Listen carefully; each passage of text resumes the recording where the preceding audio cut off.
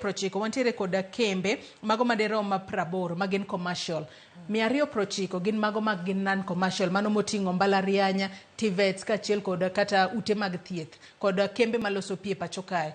Ponono kidwa lor kembe makamagi in korka kori kaka jalony weche mag telo inene na. Erokamano Joyce. Wach mawachre mane kero chako no ken wach manyien e pachwa en gimo wasewacho mbele kanyo kwa gombo ni ineno ka okata ni giloso losses kende. There's a lot of duplication of roles. Matine ni iyudo ni this parastatal timo gima kendo another state agency timo gin gik machal and yet they are under the same word, the same ministry.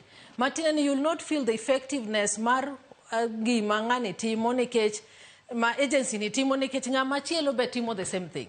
Kore yudo ka kamano kele efficiency and effectiveness of that particular state agency. Mana chiel kuom gimomiyo kembe gi nyaka beda nango inyalo riwgi ko kamano ousi. Matine ni kiuso kaka wach ni kaka Kenya Airways kaka osiepa ni osewacho. Tiyudo Kenya Airways oloso losses ndiyo every year twaneno ko bedo build out. To kwane ka sirikal kao jukumu mondo ng'enia ang'o momiyo kambi ni kata this state agency en iya ka iya o record mana losses. Yes, there's that other aspect. Ni nitie gimoro maber ne kelo. To kapar ka Kenya Airways kawuono kolor to tourist ok bibiro Kenya. Okapar. Omiyo ben nyaka wanen matut ni is it really viable? Yes? Kata en marwa kamano wan gi pride of Africa ni wan gi ndege. But jomo kelo visa vi kony momiyo wa.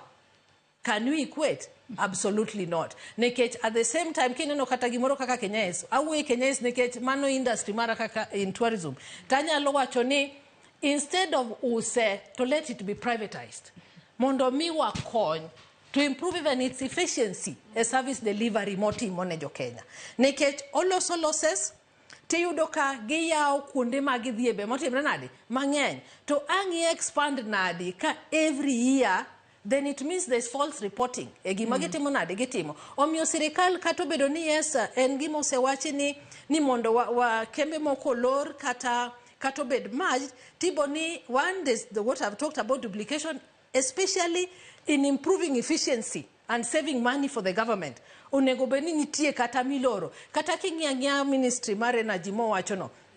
Ibo yuru ni wan gi Kenya Power, wan gi KenGen, wan gi REA, wan gi rural electrification. Tibo yudo ni gima Kenya Power timo gi gima REA timo is one and the same. Gitimo connectivity kanye dala.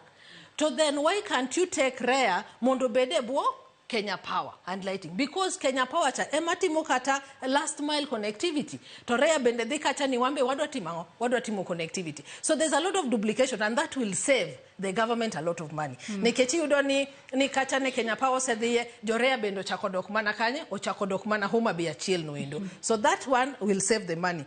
And most importantly iyudo ka gimomiyo kembegi maybe ok gidwar loso profit.